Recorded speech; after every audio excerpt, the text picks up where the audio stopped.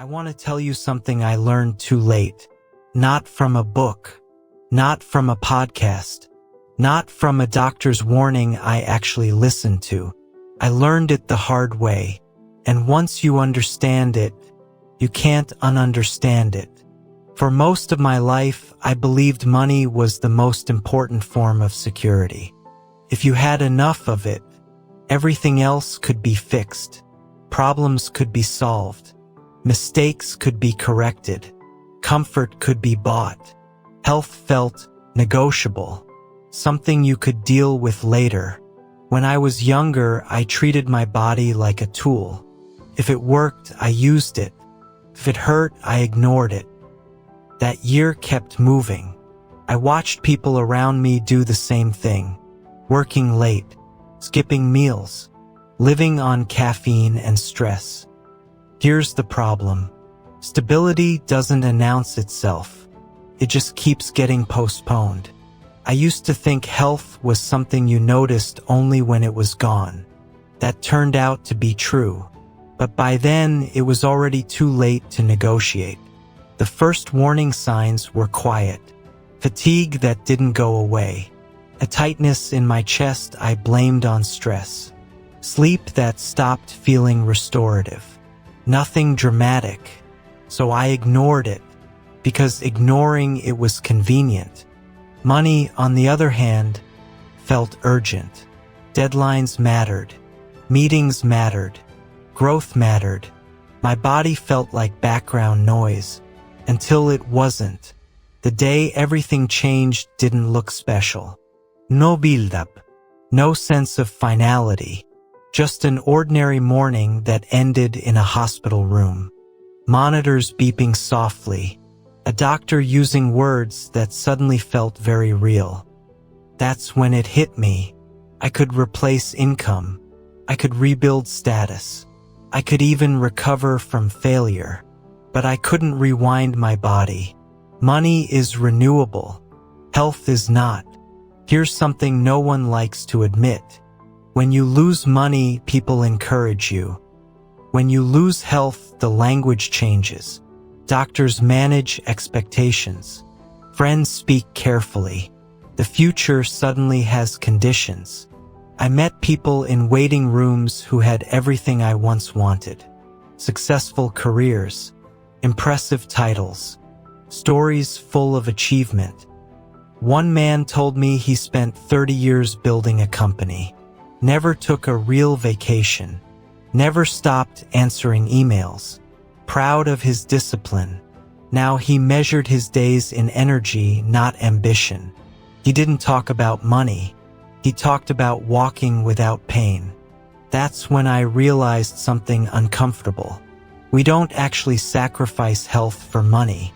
We sacrifice health for the idea of money, for a future version of life we assume will be better.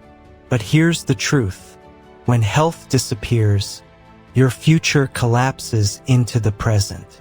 Suddenly, the only question is, can I get through today? Everything else becomes background. Status doesn't matter. Luxury doesn't matter. Achievements don't matter. You don't think about what you built. You think about what you can still do. I wish someone had told me this clearly. Health isn't just one part of life. It's the platform life runs on. Without it, every dream gets smaller. Travel becomes complicated.